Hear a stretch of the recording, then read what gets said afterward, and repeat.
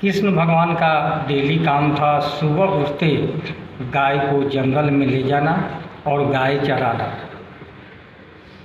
एक दिन क्या हुआ कि इनको लगा भूख लगा, खाना टाइम पर गया नहीं, आकर ये मना कर दिए, बोले कि अब हम गाय चराने नहीं जाएंगे। गीत का भाव है, हम ना चराइबे तोहरी गैया जसोदा मैया, हम ना चराइबे तोहरी गैया जसोदा मैया।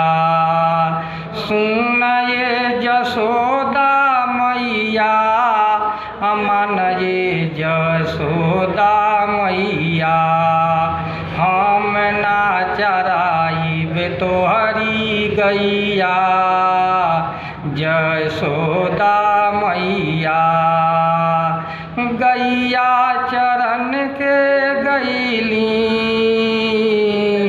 अब भूखे मरी हो गईली, काहे नाही भेजेलू रसोइया जसोदा मैया, काहे नाही भेजेलू रसोइया जसोदा मैया।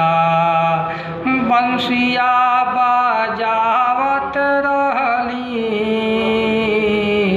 आ गैया चरावत रहली, संगवा में रहलन बलिराम भैया जसोदा मैया, संगवा में रहलन बलिराम भैया जसोदा मैया।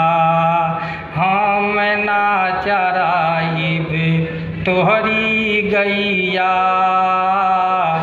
जसोदा